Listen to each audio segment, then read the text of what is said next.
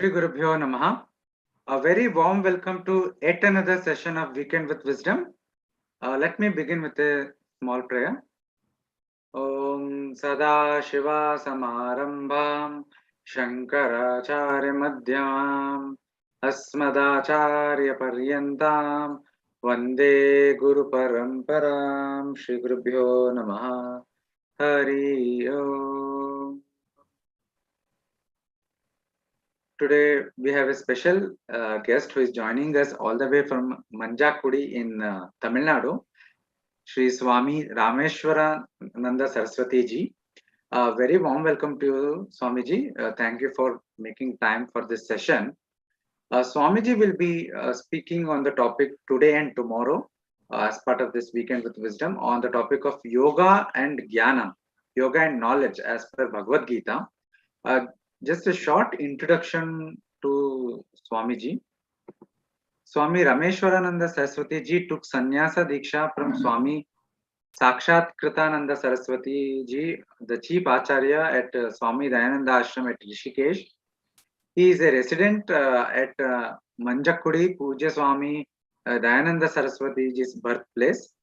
He runs a Vedanta study center there called Jnana Pravaha, wherein all of Puja Shri's teachings have been archived and are available for free access for the students of Vedanta.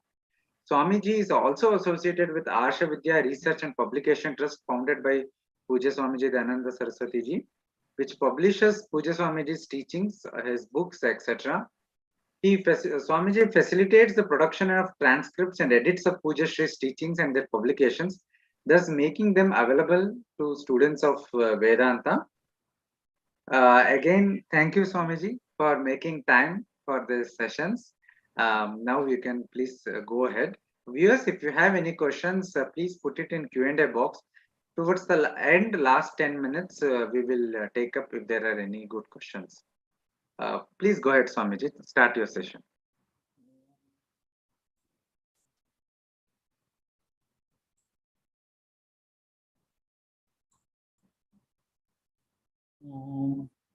Sahana bhavatu sahano punaktu sahaviryam karavavahi tejasvinavadhitam sthumavadvishavahai. Om Shanti Shanti Shanti. Dayakaram Dayakaram Dantam Dharma Pravartakam Pranamami Dayanandam Madacharya Varankaram. Om.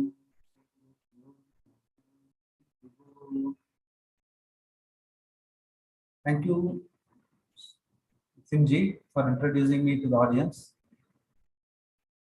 It's a blessing to be present in this session with a virtual audience of Vedanta students.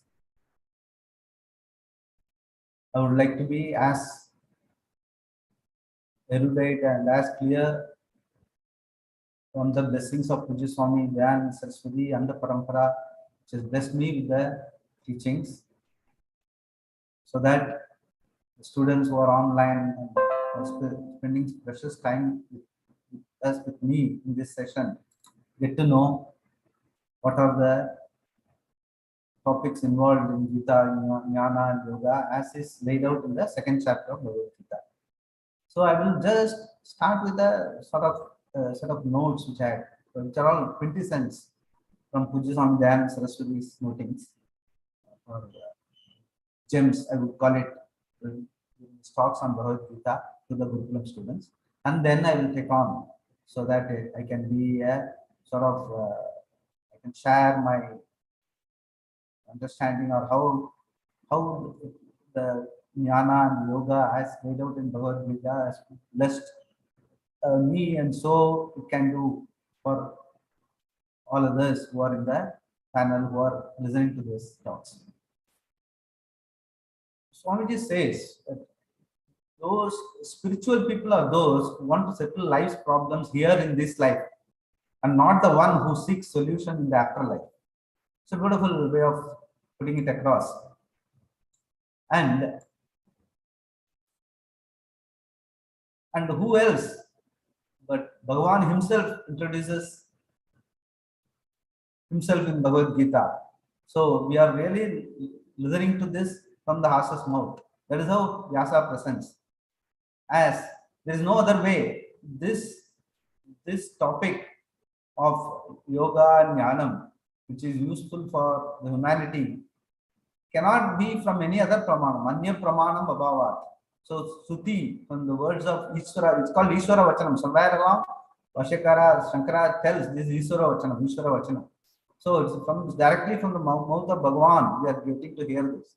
So that gives authenticity to the whole Gita upadesha. So the rishis do not claim authorship for this. They say that who they have seen it as received. That is why they are called rishis. Rishati Pashyati iti rishihi. And even Vyasa says Krishna is purely Gita Acharya. His avatara is only Gita Acharya. It's not for any other purpose. So when he presents himself as Acharya, the Jnanam that is being talked about is the prime purpose of his life, and that is why he had a smile when Arjuna asked for Nishreyas, and he was so happy to present it because his avatara is coming to fruition. So even Mahabharata is called Jayam. Jayam means Satyameva Jayate. Satyam is generally, it's not the relative Satyam that is being talked about here. Satyam, the word etymology thereof is Sa stands for Sat, and the It stands for Mithya, and Yam stands for Yamayati. So that which, what do you call, Yamayati is a master of both the mutable and the immutable. That is Satyam. And Satyameva Jayate meaning the truth of life is getting established in Mahabharata, in the Bhagavad Gita, in the quintessence of Mahabharata. So that is how Satyameva Jayate is interpreted by the Shastrakaras.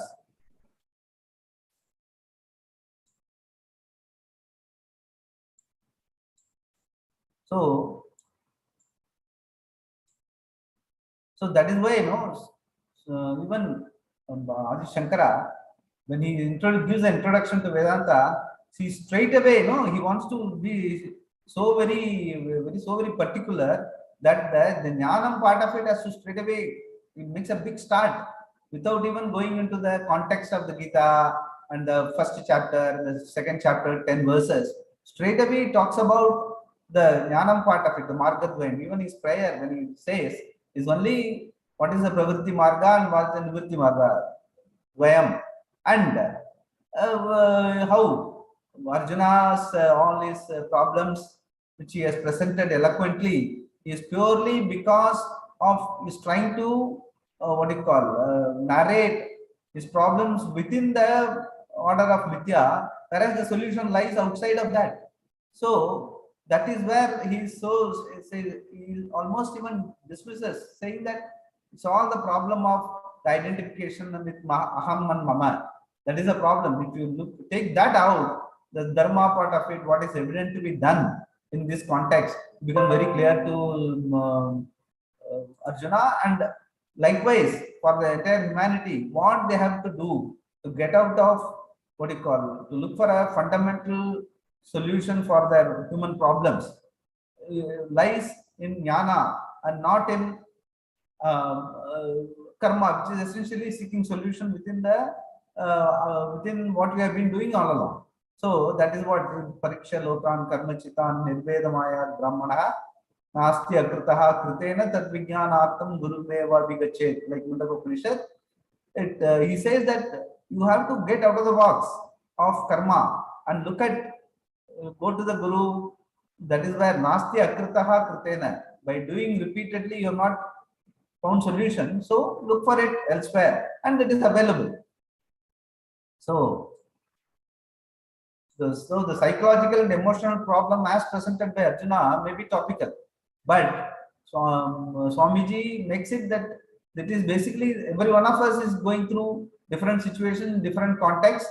So the psychological and emotional problem belongs to us also, and that is why Gita is a universal teaching.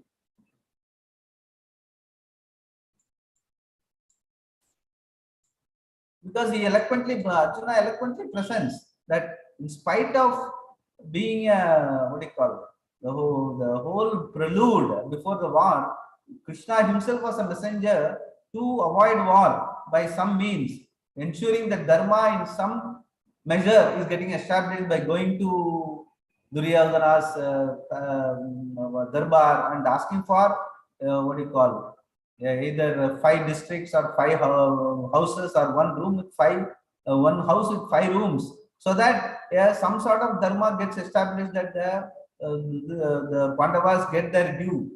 But even that was annulled by Duryodhana's stand. So to establish dharma, war became inevitable.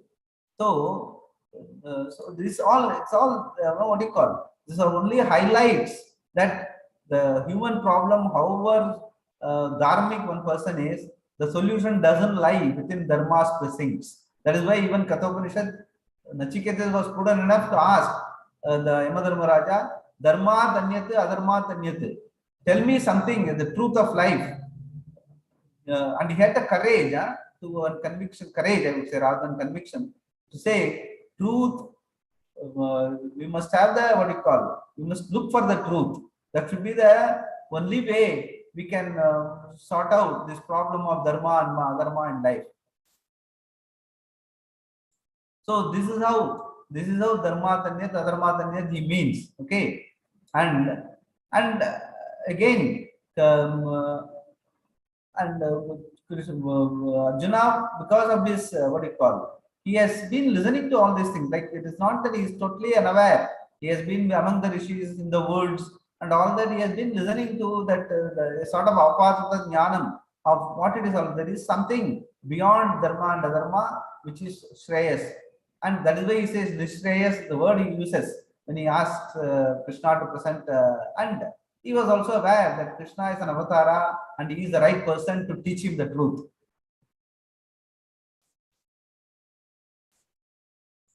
So, and Krishna, the beauty of it is, apart from being a Saka of Arjuna, throughout the teaching, he somehow wants to bring, remove the alienation from Ishvara. Like when he says, once he says, when you understand me, my janma and my karma, your janma and karma also becomes equally blessed and divine, and you are also equally an avatara. Like, the alienation from Ishvara has to go away.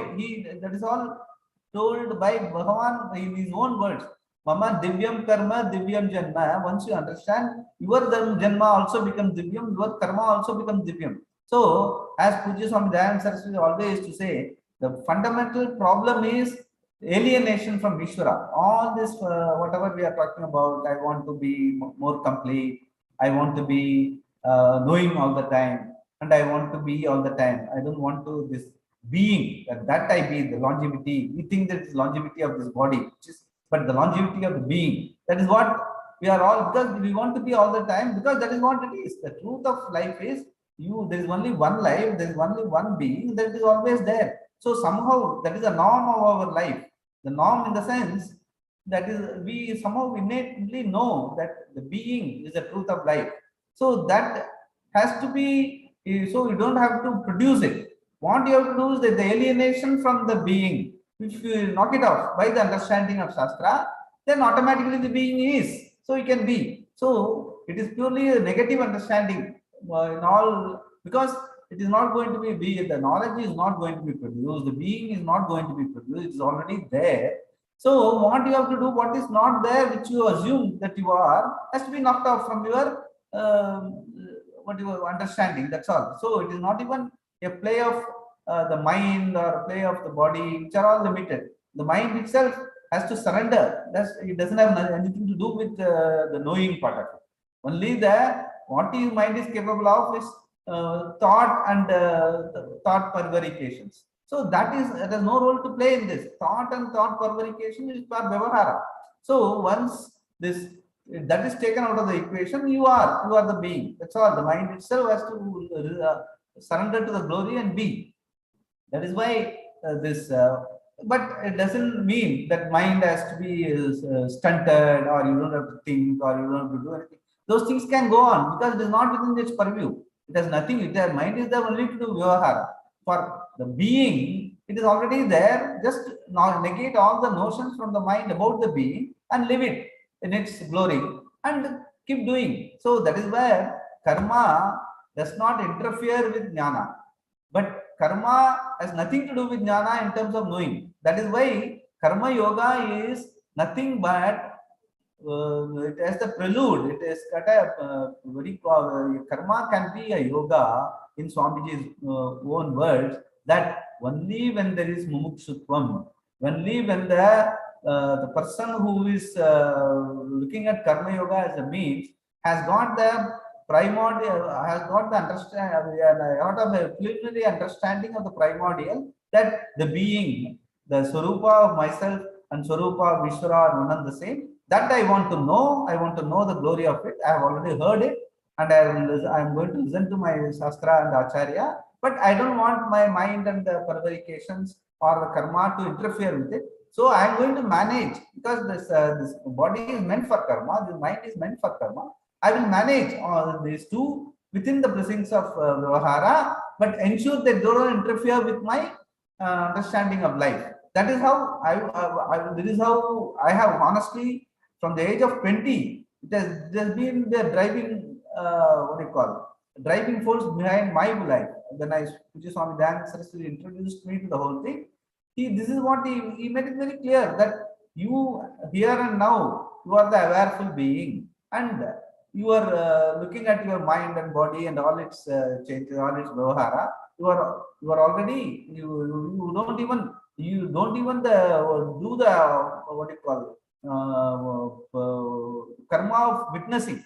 Even the sakshitvam, because there is a sakshyam, we call the being as sakshi. There is no real sakshi as such, because sakshi does not sit and do being, witnessing and all that. It is in its own glory, it is, and the mind and body interacts with the world and keep doing things.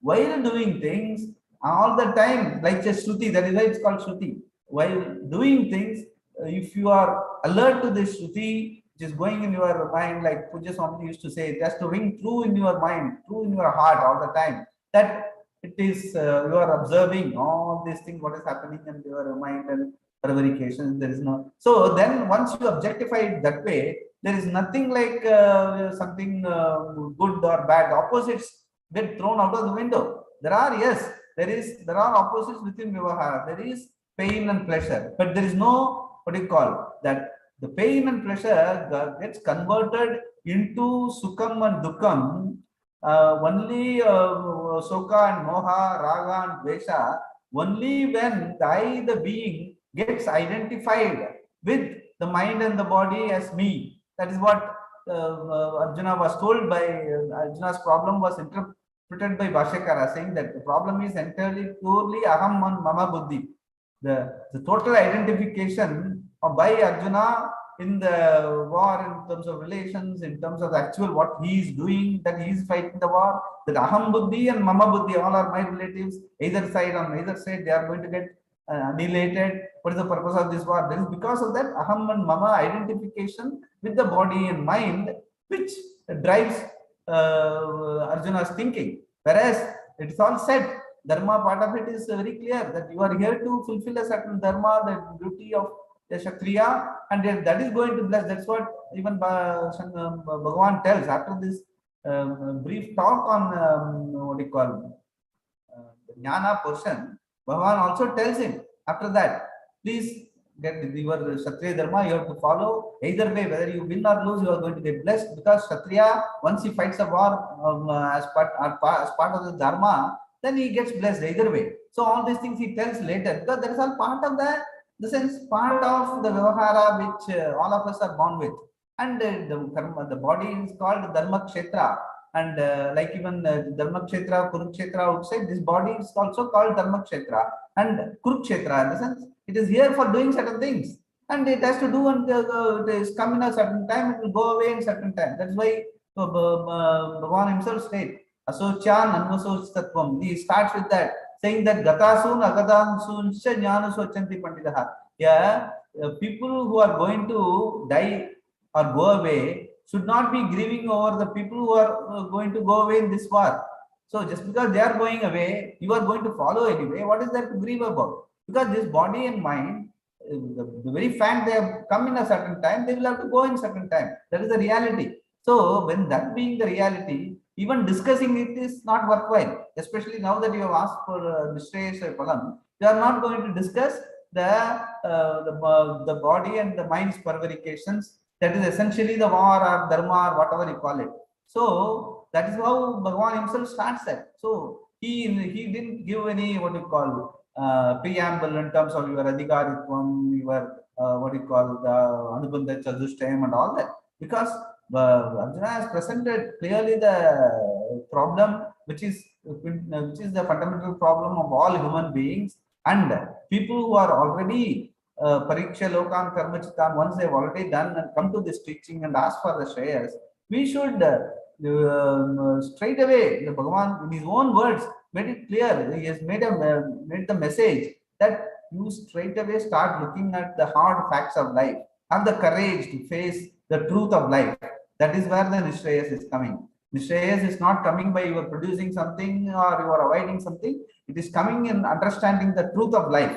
So that is how I would even say it is not within the things of spirituality, religion, science, materials, etc. It is purely understanding truth as it is. Human being has been presented with this problem only for the purpose of understanding truth.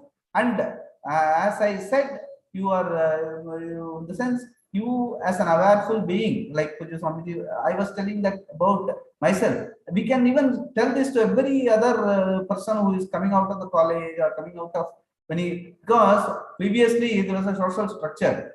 Everyone felt within the structure and everyone had this apatata jnanam, like everyone is here to realize, to understand the freedom. Human freedom is essentially moksha. All those things as part of the society it was. So there was a structure. So everyone grew with the family and all that.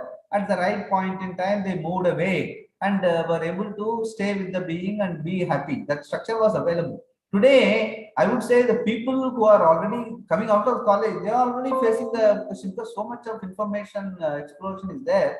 They are already facing the situation people used to face at the age of 40. Swami used to say middle age crisis and all. Now, at the age of 20, people can be easily told, and they're all having some, like in olden days, they had to have tarka, nyaya, and all that to have that logical understanding of the abstract. But today, a science graduate can have a logical understanding of the abstract. When we talk about light in terms of VGR, we can say how a white light, but it has 7 colors. We are seeing so many colors, but they say light is only, there's no colorless, not even white. Colorless, but how it is appearing in different, because there is an abstract knowledge behind that. These things are people are already exposed to. So telling them that, see, right now you and I are sitting and talking, there is an awareful being within you, there is the same awareful being is in you, and that is observing my mind, my body, and what it all does. And I am observing your mind and your body, your verbal, what you call non-verbal communication, body orientation, whether you are really listening to me, all those things I can make out. You can also make out from me. That awareful being in both of us, we can be alert to. That is precisely the jnanam which we are talking about. That is what Bhagavan himself straight away talks on that. He doesn't give any sort of preamble or precursor like every other Upanishad does. Lot of preparation. It even talks about adhikaritvam. You must have all these things. That is why this Bhagavan Vachanam as Shruti, as Bhagavad Gita is unique in the sense it straight away it addresses in the context of the war, in context of Arjuna's problems eloquently presented by him. It gives you straight away in the first few verses of the Jnana Kanda of the 2nd chapter. Bhagavan himself is so anxious to get these things out from him, so that thereafter it is a question of just understanding the whole context and go ahead and do the work. He tells that in so many words to Arjuna, and then even even the yoga part of it has totally committed to understanding, making this understanding possible. The yoga which Bhagavan talks about is only with the view to get this jnanam going, not for the purpose of doing karma and yoga and get some phalam out of it. No, yoga is to ensure this karma, whatever we are, this body and mind is bound to do, should not interfere with my self-inquiry, my understanding, my what do you call, getting away the alienation from me, from the total, the being, the Ishvara, Brahman, whatever you call it. So that oneness of that understanding, the awareful being we are, that Bhagavan wants us to totally get into our system, so that everything else you do is vyavahara. It is bound to be like that. That it is mithya itself is to be told. Once this is understood, automatically that is mithya. Then this is the truth. What is that? Non-truth. Okay, non-truth means it's not non-existent. It is non-truth, but essentially, but still you have to do vyavahara with it. That is what we call mithya. So, but the thrust of this jnana and the second chapter, the verses, is very clearly that getting the truth of yourself to Arjuna in all its, and to all of us as from the Bhagavan's own word, Vishwara Vachanam. I will look at some of the verses on the second chapter, how it is so very thorough in getting out this knowledge. Then we will discuss.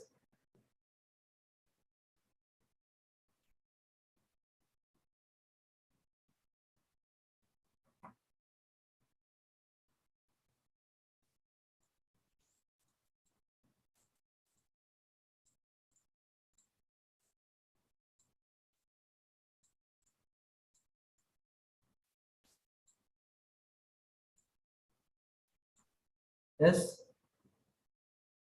Yes, Swamiji? Yeah, it's okay. You can continue, right? Yeah, please Okay. continue. See, the first, as I said, asochan anvasochastvam pragyam vadam sabhasase gatasun agatasuncha nanu sochanti panditaha. So,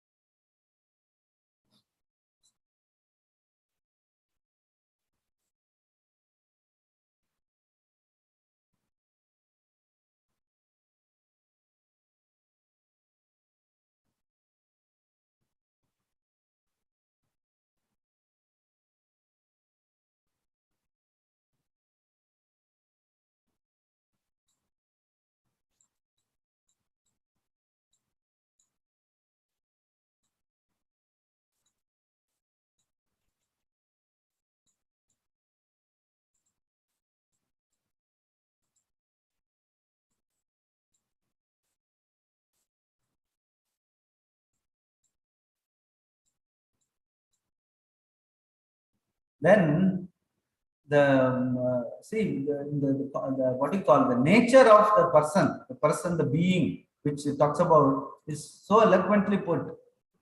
नासतो विद्यते भावः नाभावो विद्यते सतः उभयोरपि दृष्टान्तः तु अनयोः तत्त्वदर्शिभिः. See that so much of emphasis. There are three words that talks about the truth of the being, which I have been talking about. The truth of the being is talked about in three words: Sat, Bhava, and Vidya. See, all the three denote the being. So much of some emphasis is being given by Bhagavan in making this very clear to Arjuna in the beginning, and to us, all of us, as part of the upadesha. See, everyone knows Satyam is Nitya, but he qualifies it with Bhava Sadhanam, like Bhu Sattayam. Swami used to say Bhu Sattayam means Bhavanam which has no non-Bhavanam. At no point in time it is never not there. Double negative he uses. It is never not there. That is why even Manusha is called Naraha. Naraha means Na Riyate iti Naraha. Never not there. That much of emphasis they want to. The Shastra wants to give us the Satyam which is being talked about. Nasato vidyate bhavaha, na abhavo vidyate sataha. A Sat which never has non-existence. That means always is not the word. It is the only thing that is there. Because everything else is Nasato vidyate bhava. The first sentence. Something which is asar can never have any existence. And Sat can never have non-existence. So if you look at our own life, everything else, all of us know, including this body, mind, and then everything has a beginning and an end. So Shastra also has got a one nyaya. what is not there before and what is not there going to be later appears to exist only now. It exists, but it is only an appearance because it is not Sat. Because everything, whatever we deal with in Vyavahara, with the body, mind, our own body, mind, and even in the Panchabhuta outside, is always transient. It is never, what do you call it, is never the same. So that means what? Everything what we transact is never being the same, is Nasato Vidyate Bhava. They follow that, they fall in that category. And then what it is left out is only the being. So Nasato Vidyate Bhavaha, Na Abhavo Vidyate Sataha. The Sataha which we are talking about, the being, has never ever have non-existence. That means that is the, so that is, now when Krishna is talking to Arjuna, the being within both of them are one and the same. Everything else is being observed. If Arjuna has been so eloquent, he has been able to observe and point out everything other than the being. He has told everything almost, like what is a dharma, what is adharma, what is a kulanasa, what are his people who are there, what are the people who are on the opposite side, how they have grown with them, how are the more acharyas, how are the more exalted people, all those things. So much eloquently he has put together the whole thing, but everything is transitory. That is why he is worried. He is worried that everything is transitory, they are all going to go. But he doesn't understand that is that the Nishreyas which he is talking about, which he is asking from Bhagavan, he is to make this understanding that they are all going to go. So there's no point in harping on that. And the Shreyas which he is talking about is the being which he is by being observant about everything around him, that he proves that he is the being. And Krishna is also the being. He knows that Arjuna doesn't know, that's all. But the being is the same. There is no, because the being which is being talked about does not have arms or legs or what do you call, any, even the mind. It doesn't require a buddhi, because buddhi is it's observing. What is happening in the buddhi is observing. That means it's not the buddhi. So without buddhi, without mind, without body, without mind, without all that is happening around, if there is a being, that being alone can be such, because it is not dependent.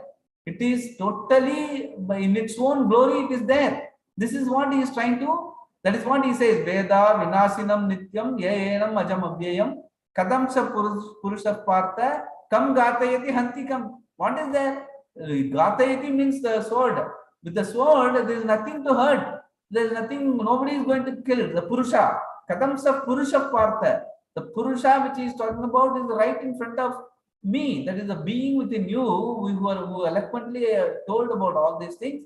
That has nothing to do with the sword or Hantikam and all that. Avinasinam Veda. Arjuna, Veda, no. Avinasinam Nityam. Ya Yenam Ajam Abhyayam. Ajam. You were never born for you to go. Ajam is not opposite to Jam. Jam, everything Jam is Mithya. Whatever comes and goes. Ajam is you. So it is not even an opposite to Jam. Even though, what you call in the verbology, you may say Ajam is opposite to Jam. No. Mandukya Upanishad very clearly says, Ajam is told because with reference to Jam I am talking. But Ajam means it is never born. Because there is no second thing. There is nothing to be born, nothing to be gone. Everything, the truth of everything that is changing, the truth of everything that is changing is the being.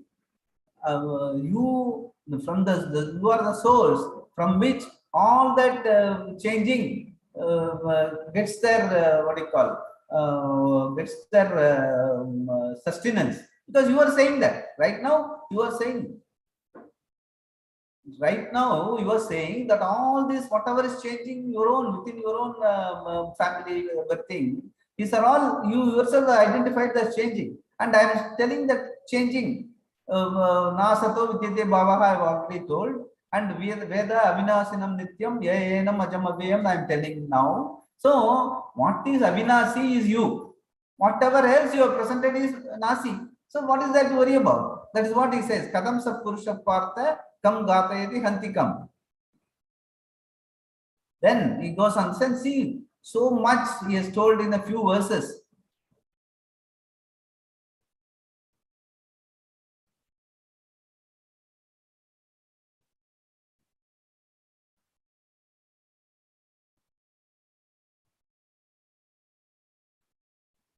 When Vashyakara says, Ate evam Narayanaha, Bhagavan Narayanaha, he straight away tells this. Ishvara Vachanam.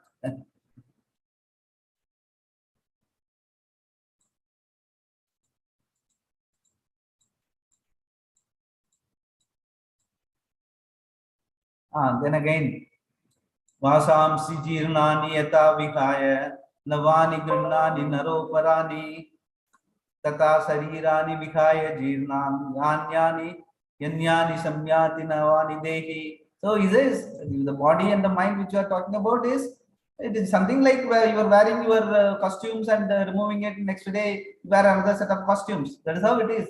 Your life, the coming and going, it is something like changing clothes. So what is there to worry about?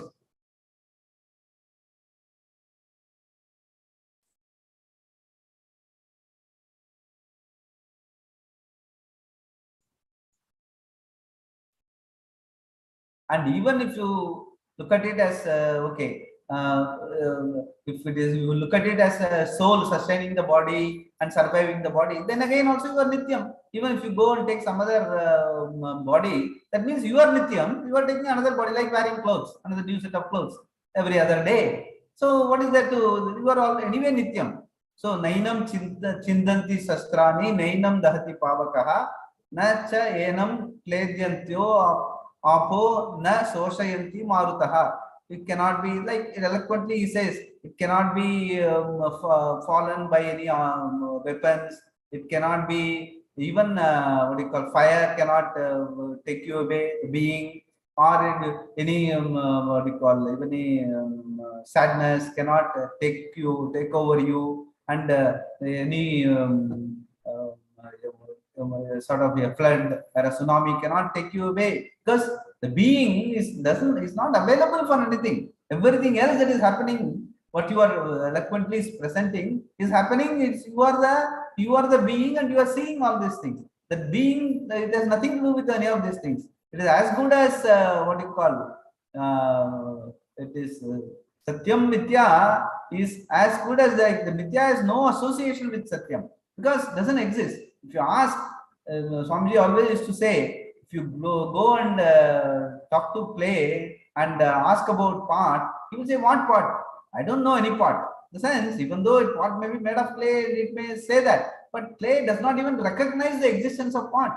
That is how you are.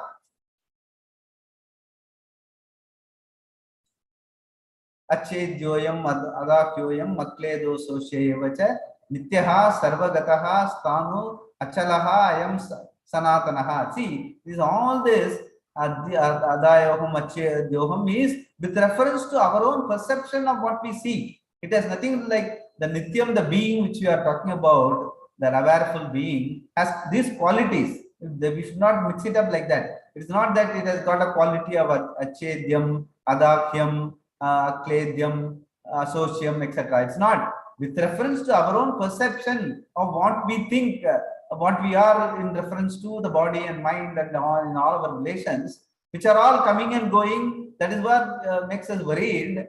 With reference to that, he says, this your being, the awareful being, which right now Bhagavan has straight away told him that Masato Vidyate Bhavaha Na Bhavo Vidyate Sataha. It has nothing to do with all this changing that is happening around you. He has made it, that is what he is more eloquent about it. The whole thing, I would say, is an expansion of what you call the dilation of the fundamental truth about the human being, which is the awareful being, which Pujya Swamiji, in all his lectures, I would say I heard him at the age of 20, and today I feel the glory, entire glory of it hitting me in all its essence, that we are the awareful being right now, here and there we are available, and we are here to witness whatever is happening around us, rather than getting us identified with them and getting ourselves alienated from this being. The only problem with us is the alienation from the real being and getting identified with the unreal. Naturally, we are going to, that is the identification with the unreal is the samsara. There is not what is happening outside, what we are doing with our body and mind is not samsara. What we are identifying with our mind and body is samsara, and that is the samsarikvam. And once that identification goes with the understanding with from the horse's mouth, that is Bhagavan, it is already there, straight away there, like the Samadhishtanda, what is already there. Praptasya praptihi. What is already there is already available. You just have to recognize that. And instead of looking for apraptasya praptihi, which Swamiji used to say that.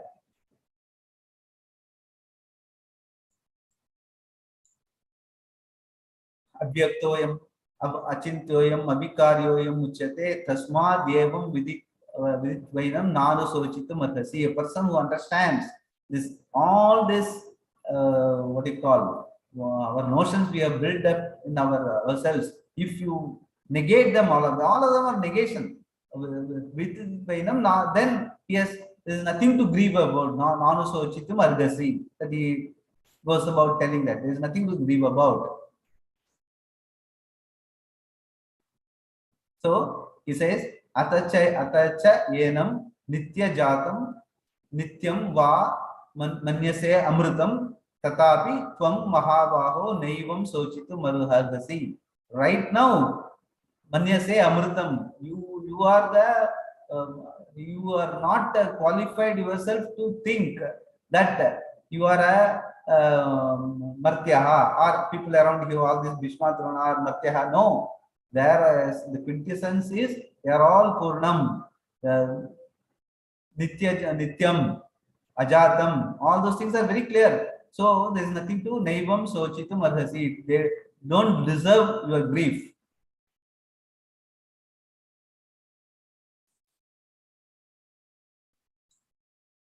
And as I was telling you earlier, Jatasya hi dhruvo mrityuhu dhruvam janma mritasya cha. Whatever is born is always going to be gone. Whatever is gone will always come back. If you say something is gone, it will come back. So what is there to grieve about? So tasmat apariharye arte natvam sochitum. So what is inevitable? Apariharye arte. What is inevitable? You being worked up about it and keep on deliberating about it is useless.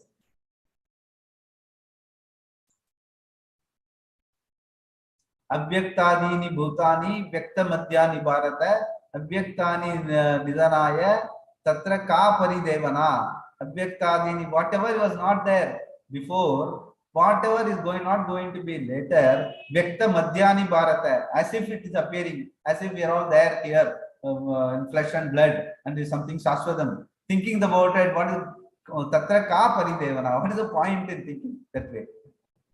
So beautiful, no? The negative, the whole thing, except that na sato vidyate bhavaha na abhavo vidyate sataha. It would say na abhavo vidyate sataha vedaha avinasanam nityam. Only these two words were positive in this whole upadesha of Jnanam by Gita Acharya to Arjuna. Only these two words, sataha is avinashinam nityam. Everything else is negating, goes on negating.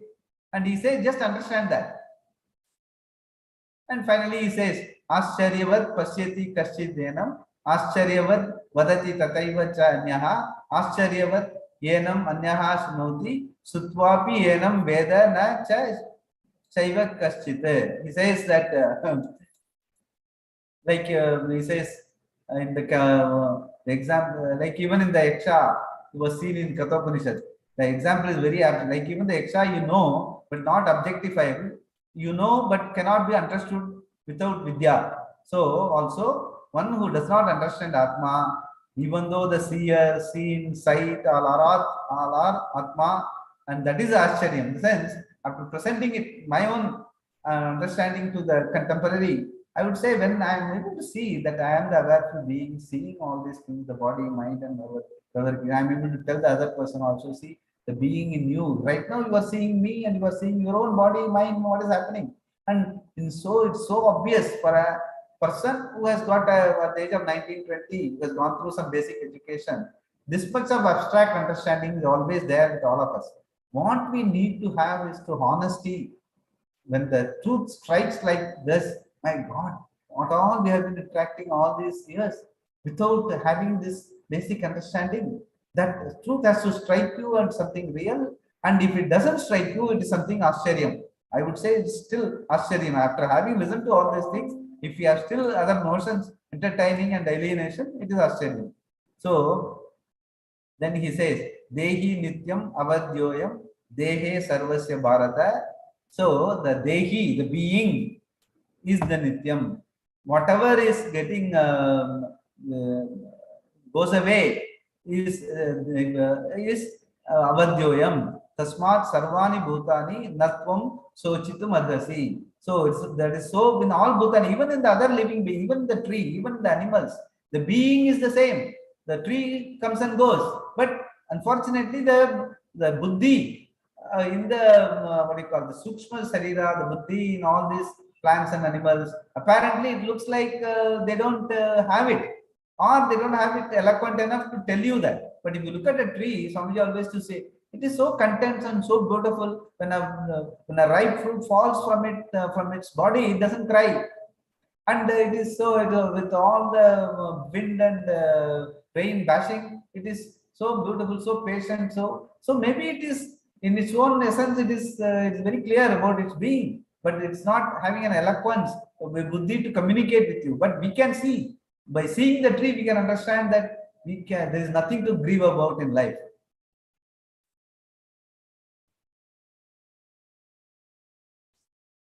So then he goes about, as I was telling you earlier, Swadharmam api. So whatever your body and mind is in a given context, you are there. Now you have to fight the war, you go ahead and do it. And that is true for every one of us. Swadharmam. So what is all Swadharmam? Swamiji always used to say, what is appropriate to a given situation? Okay, it all started with Varnashrama Dharma. When Varnashrama was there, when all the four Varnas and the Ashramas were very clearly defined in society, everyone Swadharma means be sticking to your Varna and Ashrama. Now everything is in a flux. Today, we can say, take it as an advantage or at a disadvantage. But applying this yardstick, what is appropriate to the given situation, go ahead and do it with this clear understanding of the being and the awareness being as you are true. Whatever is fructifying in front of you, go and do what is appropriate to the given. That is what Swamiji always to say, Swadharmam api cha avekshya navikampitum arhasi. There is nothing to grieve about. Dharmyadi yuddha shreyaha anyat kshatriyasya. In the context of Arjuna, as a kshatriya, fighting the war is your dharmam, your swadharmam. Whether it is whatever be the consequences, either way, as a kshatriya, you will get the punya for having fought the war. That's what is your swadharmam. He eloquently tells all these things in the next few verses and before going to yoga. So I think I will stop here. If people have questions.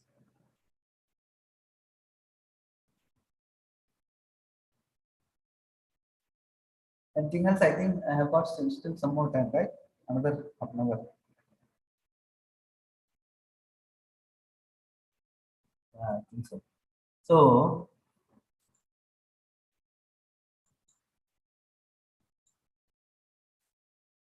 here he talks about eloquently about more and more about what he calls Swadharma. So Swamiji used to say, he almost even chides him, saying that, see, whether if you run away from the war, nobody is going to praise you. Even if you go and sit at Rishikesh, people will come and say, here is sitting Arjuna, who has run away from the war, which is his dharma.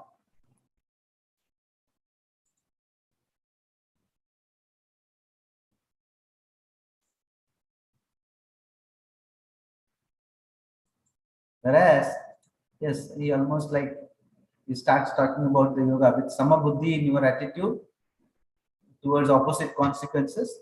Yuddhaya yujasva, start doing playing the war. This is the attitude of karma yoga, which I will be talking about tomorrow.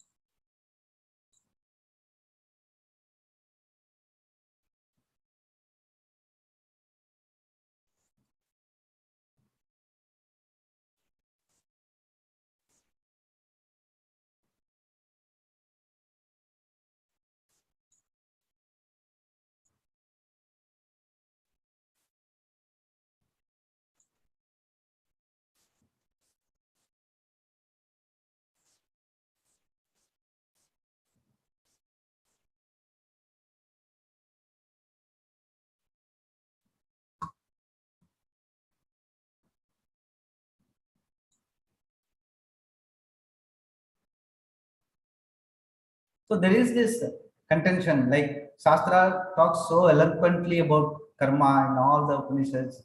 In the major portion is called, Swami used to refer to it as volume argument. The major portion is about karmas and rituals, and whereas Atma Jnanam is only in few pages in all Upanishads, which are there at the end portion of Vedanta. Actually, people say that Vedanta is the end portion of Veda, is part of the Veda. Then bulk of the Veda is only rituals. Then how can you say neglect that and say that understanding the being is the only thing that is important as Jnanam, that is going to give you Shreyas, which Krishna talks about in to Arjuna. That there again, which, even though it has been already spelled out, the karma part of it has not, after all the pariksha, we have understood that it doesn't give me the ultimate shreyas. That is why even Arjuna presents it. But even though the veracity of the karma portion is to ensure that you whatever like you start with karma, you start with your body, and till the time, unlike an animal, it doesn't straight away come with the well-developed body and mind to do all its chores. The human body, even to turn, it needs the mother's help. So like even the external organs, the internal organs, buddhi and mind has to develop. It takes time. That is why this 10, 15, 20, 30 years is karma is prescribed. There is a template given so that you live a sane life till you start looking for this Nishreyasa Palam. You have to live a sane life for yourself and for the purpose of others, like you don't disturb the society. For that, the prescribed karmas are all given, and that is one thing. And second thing is, by going through the karmas as stipulated in the Shastra, as even in the ethics, universal dharma, which Swamiji always used to say that you are all born with the universal dharma, live and let live.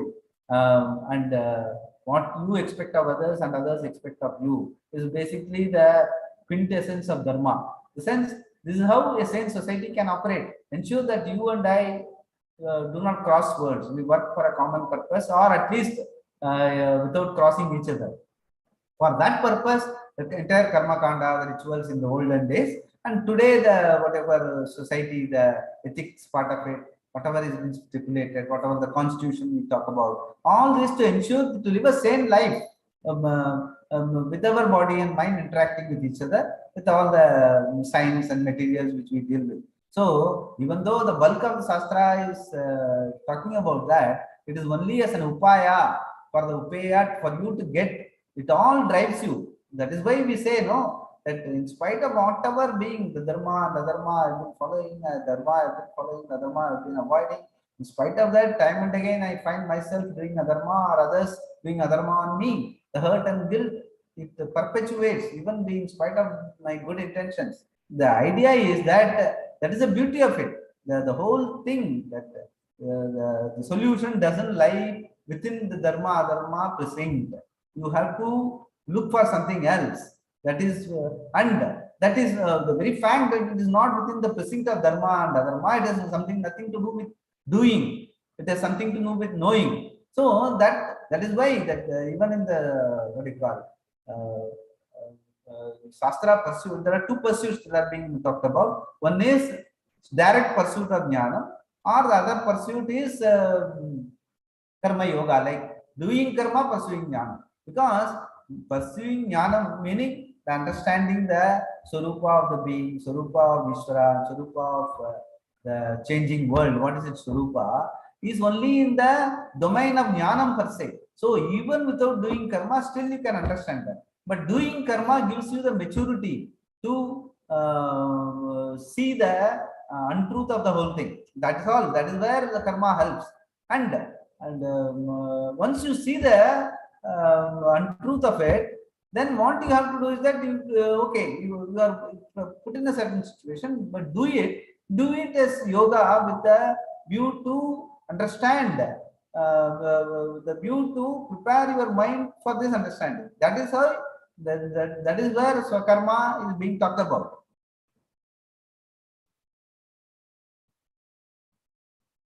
So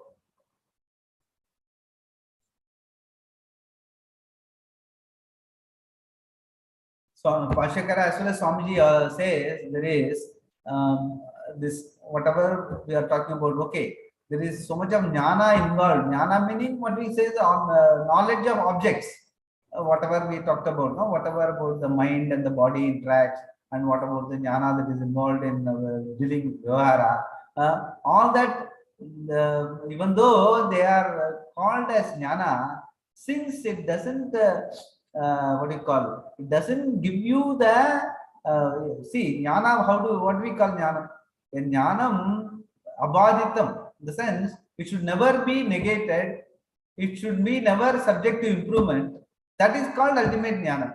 If you apply that yardsticks to all the things which we think we know, none of them can be qualified with the word jnana, because everything, science itself is all that. There is no depth of PhDs in any of subject. So everything, what Newton said, Einstein refuted. What Einstein said, the modern science is refuting. So it is continuously negating the earlier paradigms.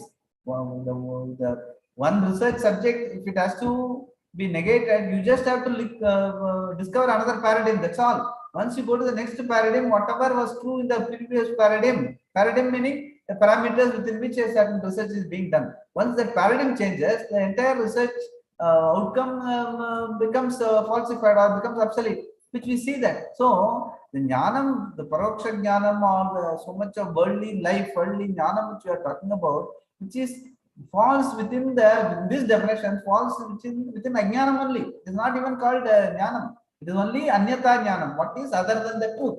That is why the lack of true jnanam, that agrahanam karanam anyata grahanam is the karyam. Like anyata grahanam meaning all be qualified by the word jnanam of objects and things in life. Worldly things, worldly objects is being characterized by Shastra as anyata grahanam. What is other than the truth? That is how the whole thing, all our vyavahara, all our science and materials and what is happening, war and even the justice systems, even the what do you call, you can see right away what is happening in the world all around, all the economics, all the currencies. It's all defined within a paradigm, and we use transaction. And once the world or the world affairs move out of that paradigm, like if SWIFT is said no more valid, the entire currency system falls because of the war in Ukraine. So it's all the paradigm which we define. That itself becomes a shackle within which we fall. That's all. We create shackles. Maybe either what do you call, silver shackle or golden shackle, but either way it's a shackle. All whatever we think that is jnanam within which we operate, it's all paroksha jnanam, because it is other than me. Other than paroksha means other than me. So there can be no truth other than me. I, the being, is the only truth. So aparoksha atma jnanam alone can qualify as jnanam. Everything is at best called other than jnanam. Okay, you don't call it ajnanam, but you call it other than jnanam. It is useful within a paradigm, within a set of parameters which the society is agreed upon. That's all. Once those agreements are violated, no more that jnanam is going to be helpful. So even this Swarga and all which talked about in the Shastra, it is only to ensure that you don't do, okay, you say that if you do follow dharma and if you do you are gracious to the other person, you go out of the way to help others and all that, you will gain punya, which will take you to Swarga. It is a template. Again, it's a model that if you do, if you, what do you call it, you are gracious, you are compassionate, is likely that you will get better births. Nobody has gone to Swarga and come back and told us that is what it is. It is only a template for you to live sane living. That is what the whole Shastra is all about. Till the time you understand the absolute or the truth of it here and now. For that is why it's called aparoksha jnanam. Aparoksha means what is not other than you. Here and now. It's called a bird in hand, is what two in the bush. So what I know and I am, that if I can understand it here and now, what is the point in elaborately looking at karma and rituals which will take me to Swarga, and once Shine Punya Matte Logam Visanti, that's what Shastra also says. Okay, it is something like a bank of good karma will give you, once the bank once you go to Sarva, the bank money you keep on withdrawing. Once it is all over, you will have to come back. So what is the point in gaining that sort of a palam, which is going to palam? That is why it's called perishable. What is palgudaya liyate iti palam? What is never going to be there constantly? It is all going to be shinam. So once it is all over, you are going to come. Even Swarga is called palam only. So you have to come back. So the very fact it is defined as palgudaya liyate iti palam, it is not something which is of your interest. You should not be even looking at it.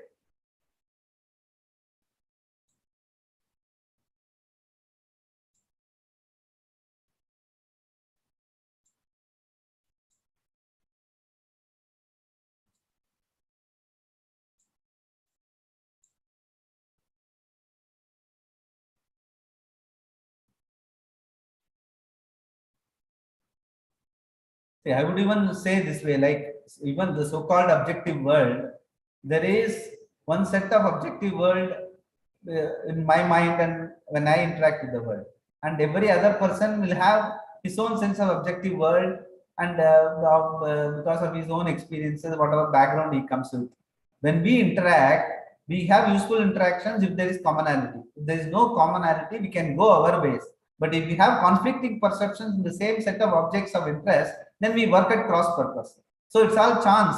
Maybe prarabdha, only saving mechanism can be Ishwarizing in the absence of Atmanyana. Only a sort of an arbiter can be an Ishwara. Okay, some total of all these things are happening within Ishwara, his domain. So within that domain, all of us are subjects.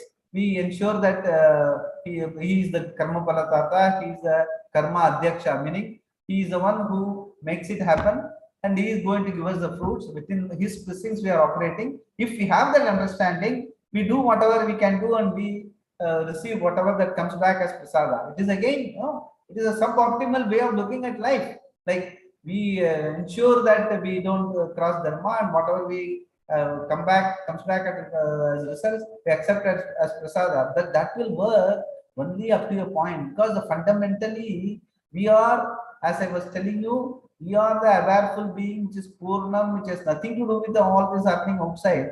Unless that Purnatvam is understood and owned up, and you are not going to be satisfied with the Punyam or even the Ishvara Prasada.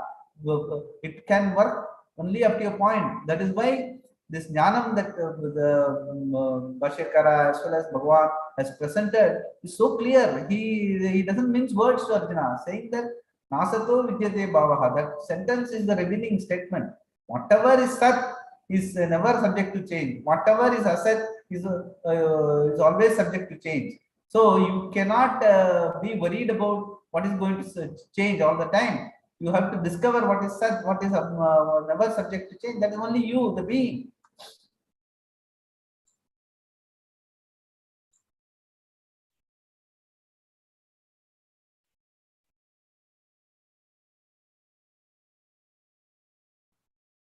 So all this, what you call the transaction which we do, which is supposed to give us maturity, that sort of a what you call a sort of forbearance, tolerance, accommodation, all these words, and so many words Shastra also presents. Like this is only to prepare the mind for listening to having the pakwa, the maturity, that if I sit and listen to this Shastra, I must be able to pay full attention to it and what it has got, what is the vivaksha of Shastra, what it has got to say. And my mind should be totally focused, not what I want to know, whether it will be useful for me in my day-to-day life. No, totally my attention is what Shastra has to say. That total attention, if it has to come, the mind has to be prepared. For that only all these preparations are, all the karma is meant for.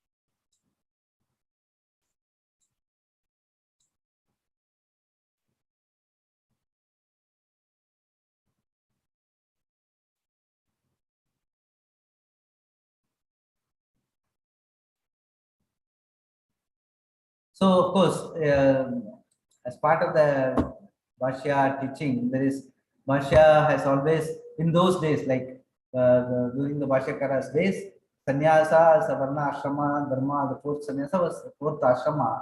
I was a very natural thing. So he in when he talks about sannyasa, he talks about sarva karma sannyasa as an ashrama.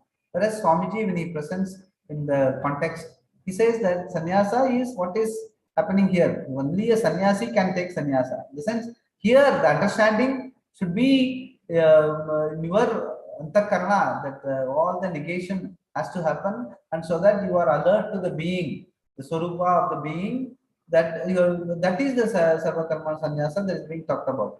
That is why that it can happen by way of karma yoga, while doing in any part of the varnashram dharma you are there, whatever varna you are following, whatever ashrama you are following, still this understanding is possible.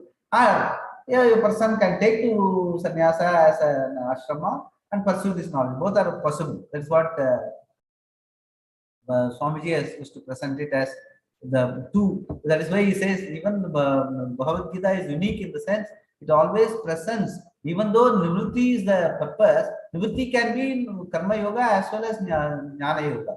Jnana yogena sankyanam, karma yogena yoginam. So both margas are available, or both are nivritti only. It is not that karma yoga and pravritti marga. No, because karma yoga, the precursor is Atma Jnanam. In the sense, your objective is to know, or for that purpose you do karma as yoga. So only for a person who has got this priority in life, moksha, the freedom, the Atma Jnanam, only for him karma yoga is prescribed. Not doing a job without taking salary is not karma yoga. Doing social service in a temple or in an ashram is not karma yoga. Only when you are very clear, you are understanding my purpose, my priority in life is Atma Jnanam, to be with myself, to understand the reality of the being. That is the purpose of life. Priority is already given. Then what you do as karma within any ashrama wherever you are, in the sense varna or ashrama where you belong to, whatever you do it as yoga. Yoga in the sense preparedness.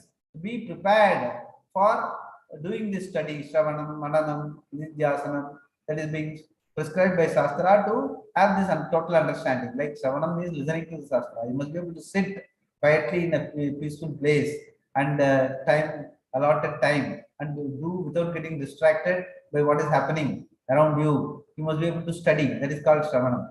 And then inquire into it. Inquire into it, meaning that when you are studying this also, there will be enough people around you to tell what is the point in doing all these things. So you are supposed to do some pravritti. Why are you doing trying to negate? The jnanam itself is negating all the things. What is there to study? They say that you must be able to counter them, saying that this is what you must be able to meaningfully tell them and discuss with them. And even if they don't understand, at least they will not disturb you. You must be able to be communicative enough. That is called mananam. The sense, what I am right now talking about the whole thing. You must be able to tell the people around you so that they don't disturb you in your shravanam. That is mananam. And nididhyasanam is we have got in our own in our life journey, we have taken so many janmas, and we have come to this stage. So the vasanas, like the samskaras, as part of the background, will always be there. Even while studying, while doing mananam, I will be distracted by various things that are happening to me. Not outside distraction, my mind. I will be interested in certain things, certain food, certain activities. All that can distract me. To ensure that they don't distract me is the nididhyasana. This is doing meditation on the understanding which you have clarified yourself with all the mananam. You stay with it. Ensure that you stay with this jnanam, the truth of this, so that the distractions fall away from your life. Not only in terms of the mind, but also in terms of your activity and vyavahara. Slowly they go out of your system of your life. You are able to live a life in tune with this understanding. That is why nididhyasana helps. So the whole Shravanam, Mananam, Nididhyasanam is part of the Karma Yogi, as well as a sannyasi who stays in an ashram, who has already renounced these activities, and taken away either by way of taking an oath or by doing vidhivat sannyasa, like shastra, whatever it has prescribed to take you away from your daily activities. There are certain prescribed rituals. All those things you go through and then take sannyasa. Either way, the critical aspect of it is sannyasa is jnana karma sannyasa. That's what Gita talks about. It is you are here as sannyasi. In the sense, enunciation is what is negative, what is not true. Enunciation means it is not something you take. There is something. Two things are real. One thing you knock off. No, what is unreal you knock off. There is nothing to knock off. Swamiji always to say nobody develops. Nobody needs to develop vairagyam towards garbage. Garbage is something to everyone knows it is to be negated. What is that to develop vairagyam towards garbage? That is how it is. What is unreal, even though it looks harsh, it is garbage. It has to be, it is so natural. Once you are understanding that what is unreal and what is real should be clear, then automatically unreal goes out of your mind space and you stick with the real. That is sannyasa. That's what Bhashyakara as well as Swamiji in so many verses they are so profound about it.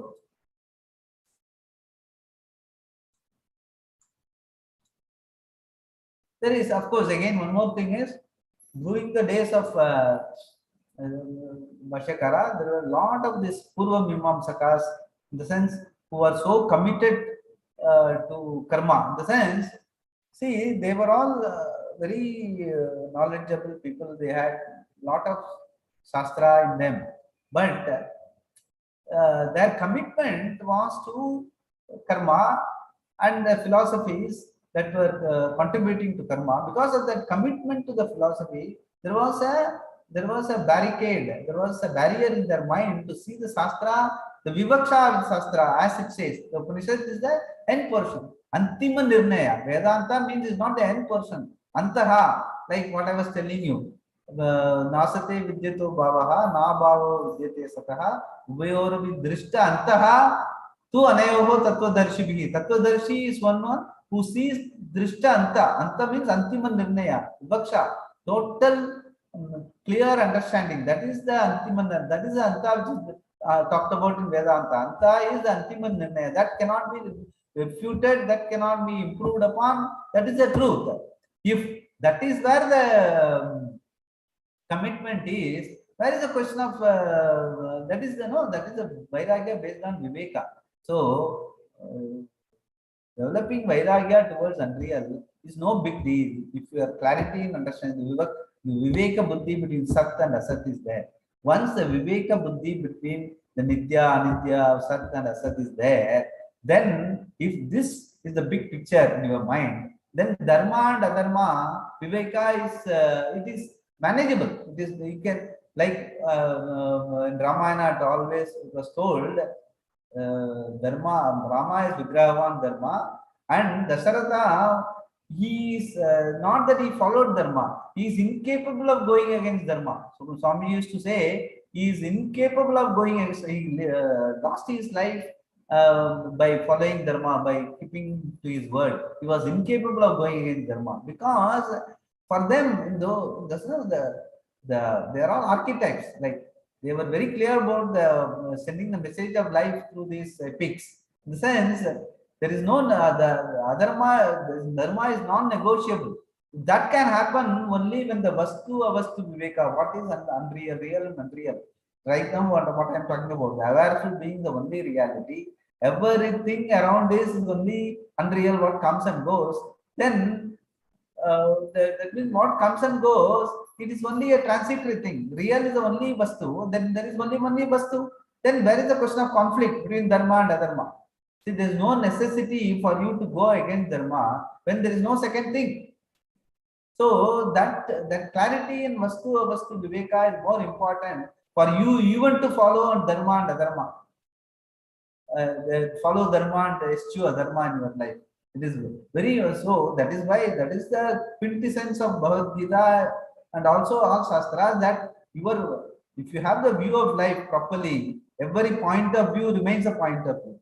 Otherwise, the point of view becomes a view and threatens you. And then you were put in a dilemma whether to follow dharma and adharma and all that. Because you are not clear about the big picture. The big picture is you are the awareness being, you are Avinasi, you are the Sat being. That picture is clear. Dharma, adharma is sort of rudimentary. Like you can follow dharma and avoid adharma because you have nothing to gain by following adharma because it is going to disturb you from your Shravanam Mananam. So why to do that? So it becomes very natural for you to follow dharma. You don't. The consequence is again transitory. So where is the question of consequence of dharma or adharma? Like what Arjuna was facing. The consequence is immaterial. When Bhagavan presents the Gita, when the Jnana part of it, he doesn't even bother. Gata soon, agata soon. In one word, he has told the entire war. If those people are going to go first, you are going to go later. That is the reality in the war. Dharma will have to win. So the other people who are on the other side of the dharma, that is adharma, they have to go first. And then anyway, you are also going to go. At the end of the Treta Yuga, at the end of the war, Treta Yuga comes to close. All the people, dharmic people, everyone goes. Finally, everyone goes, everyone walks towards Kunti goes, Arjuna goes, Dharma alone walks into the, along with his dog, goes to, that is how the Mahabharata ends. So, Gatasun, Agatasun is the reality. So, there's no point in, what do you call, so ruminating or thinking so much about Dharma and Adharma without understanding the Vastu, Avastu, Viveka. So, that is the quintessence of the Jnana Kanda, which I've been talking about through the words of Bhagavan, through the words of Puja Swami and Saraswati, and to that extent, I could understand and I could see that in my life journey till now. Yes, Sridhar. Thank you, Swamiji. We have just a few more minutes left. Would you like to take one or two questions? Yes, sure. One of the questions we have received is how to acquire the characteristics of a Sthita Prajna as advised by Puja Swami. Yeah, basically the Sthita Prajna part comes in the later part of the second chapter itself. Swamiji is very clear. Even Bhagavan also is clear. He says, Sthita Prajna, there is no one like so eloquently Jnanakanda tells that Bhagavan himself tells that it is something like a person who is Sthita Prajna is something like a person who is in the day and you are all in the night. When a person who is in darkness, how can he recognize a person who is in the day? And a person who is in the day, how can he recognize a person who is in the night?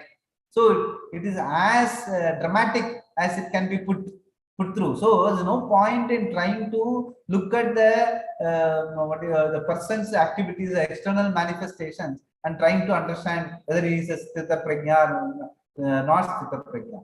What we can say is that whatever is his natural way of living, it becomes a sadhana for you. Okay, if you find a person who is happy with Atmani Atmana Tushtaha, is happy with himself, irrespective of the vagaries of life, what is happening around him. You look at him and how he conducts his life, how he responds in Vyavahara, pick it up as a sadhana for you. Try to like the Danena Danam Tara, compassion, how compassionate he is towards all being equal. We talk about so much about inequality in life. You can see that he is, whether he is a Raja or a beggar, he is able to be equanimous in his approach towards both of them. How he developed that equanimity, why he is able to have that equanimity, inquire into that. So whatever Sthita Prajna, how he behaves, is a sadhana for you. And you can't even say he is a Sthita Prajna. You can say that whatever is told in the Shastra, if somebody conforms to that as part of the sadhana, if somebody is, you can, in your understanding, you find that he is able to follow those things, just follow him. Ensure that the way in which he has been able to do, you try to acquire those characteristics within him. That is how the Sthita Prajna has to be inquired into, rather than trying to make a sit on judgment on others. Don't try to say, no, even he is studying Vedanta, he is not a Sthita Prajna. That means he doesn't understand. All those things, it's all not meant for others. Sit judgment on others. It is for you to pick up the sadhana. That is how Shastrakara also says in Bhashyaka. Even in the Bhagavan himself says, it is clearly that you don't look at the external ramifications of a jnani or a Sthita Prajna. look at as sadhana for you and pick up those good qualities and try to follow in your day-to-day activities. Thank you, Swamiji. Another question we have received is, not sure about this, but I will just read it out. Isn't the mind also the being? That is the question. What is that? Isn't the mind is also not the being? The mind is also the being? Exactly. Yeah. Very. Yeah. It is there. This true. This thing has been there for time immemorial as part of the Mananam. The sense very clearly, mind is an instrument. Mandukya Upanishad just say mind's existence, Chittam and Chaityam, both are interdependent. Like when thoughts are there, mind is there. When mind is, when thoughts are not there, mind is not there. When mind is there, thoughts are there. They both are interdependent. That means anything interdependent, the rule in the Shastra is both are Mithya. Whereas the being which sees both the mind and the thoughts is not dependent on anything else, that is Satyam. So mind, Mandukya Upanishad, finally this is the whole the crux of the Upanishad saying that it says Antasthanat. Antasthanat means the whole thing, whatever you are perceiving external world in Vyavahara or in your dream is both are Mithya because both are mind's fabrications. It's all in the sense when you see right away, when you open your window, what you see is light, but you give it a name, space, and that goes into your mind. And that is how all Panchabhutas come into being. They come into being in your mind. They don't themselves call themselves Panchabhuta. You see only light, but you call it space. Within space, there is air. Within air, there is water, apaha. Within apaha, there is agni, there is temperature. And there are particles. If you see the light of sunlight beam coming through your window, you can see there are a lot of particles inside. So there is nothing called space and bifurcated from Vayu, Agni, Apaha, Prithvi and all that. It's all bifurcations. The Panchabhuta bifurcations is given in the mind. Pratiti matrameva. The Shastra calls it as it's all an imagery or an image in your mind is what you call life outside and life inside. Inside also all Panchabhudam only, but we give it various names: body, mind, everything, time, space, everything is all purely in the mind's thing. So the mind is definitely not the being, because the being is seeing this mind right away. When I am talking, I am able to see that I, the being, sees mind's fabrications, and you are able to see. But you have to be honest about it. That the awareful being is aware of the mind. And that is why, since it is, I am aware of the mind is transitory, whereas I am the being. But this being is never not there. Even in you sleep, next day morning, did you have a good see? I had a good sleep. That means the being was there. So antakarana, the mind, everything is totally gone. You never, when you are in good sleep, what happened around you, you don't know. You can't, the mind, even though the mind is there, mind is gone for the day. Every day we are, that means if the mind is the being, that means we are dying every day. Then how do you get up next day morning? So it is very obvious in our own life. Sleep is the best example. Sleep is, I would say, it is Varaprasada given by Bhagavan to tell us that the other than the being, everything else is Mithya. And even your own body, mind, it is purely, it is transactional. There is no reality other than being available for transactions. Thank you, Swamiji. I had one final question. The yoga taught in the Bhagavad Gita second chapter. Yeah, we'll be talking about it tomorrow. Yeah. Yeah, and the yoga of the Yoga Darshanas, the Patanjali Yoga Darshana. So, how do they, is there comparison? Yeah, that is what, that is where the problem is. Again, this is related to this mind. See, if there is the Yoga Shastra, since Patanjali's Yoga Shastra, and it doesn't, like the Atma Jnanam is not the thing, this doesn't take that into account. Instead, it also says Atma Jnana, that the moksha, the freedom, is the objective of every human being. That is being abstracted and by the mind and its prevarications. So the mind can be seized from getting into all these prevarications. Then you develop the yoga, and in that being and that moment, the being, the freedom is fully realized. That is what the Yoga Buddhi of Patanjali or even the Ashtanga Yoga in some places is talked about. Even the Swamiji used to say modern Vedanta, all this Upasana, all this is to mind control. Whereas Swamiji's days is the reality of the mind and the thoughts, that they are transitory, equally transitory. It's mithya. If that is understood, you don't have to do mind control. You just have to understand. That is Atma Jnanam. It frees you from this identification of the mind and its prevarications. The problem is with the identification. If your identification is the being, whatever happens in the mind, like even you see a movie and come out happily, whatever plus minus that has happened within the movie, you might have even cried there. But once you are come out, you really enjoy that movie, even your own crying.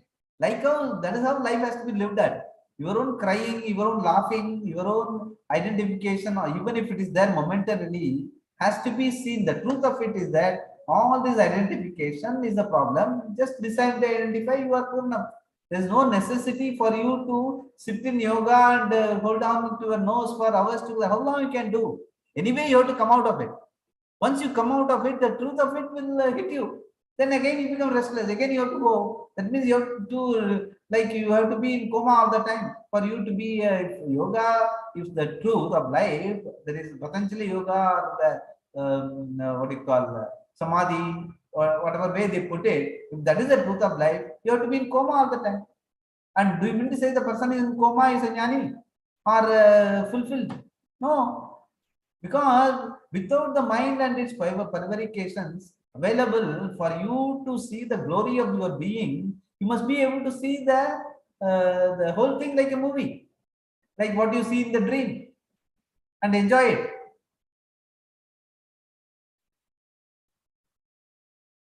Hello? Over. Gone out? Hello? Yeah. Hello? Yeah. Apologies, Swamiji, I just got disconnected. Yeah. Does my answer satisfy? Yeah. Yes, Swamiji, it's very insightful. And I look forward to tomorrow's session wherein you would elaborate more on the Yoga. second Yoga. chapter on yoga Yes. and all. Yoga, And the Karma Yoga, which is nothing to do with this Patanjali Yoga. Make it clear. Karma Yoga, as is stipulated in Bhagavad Gita and Swamiji, we have, and Vedanta rather per se, is nothing to do with, nothing in the sense, that is only upaya. It is not a yoga, it's not the be all and end all. That we will discuss it tomorrow. Yeah. yes, I think that is an important point, and I look forward to tomorrow's session, Swamiji. Yes. On the behalf of entire Advaita Academy, I thank you for taking time for doing this weekend session. And yes, do not miss tomorrow's session. Tomorrow at same time, 11 a.m., Swamiji will be doing the second part of the session. With this, we conclude this session. Thank you again, Swamiji, for the talk. And yes, do follow us on Facebook and Twitter for more updates about more events. With this, I conclude the session. Om Shri Guru Namaha. Om Shri Guru Namaha.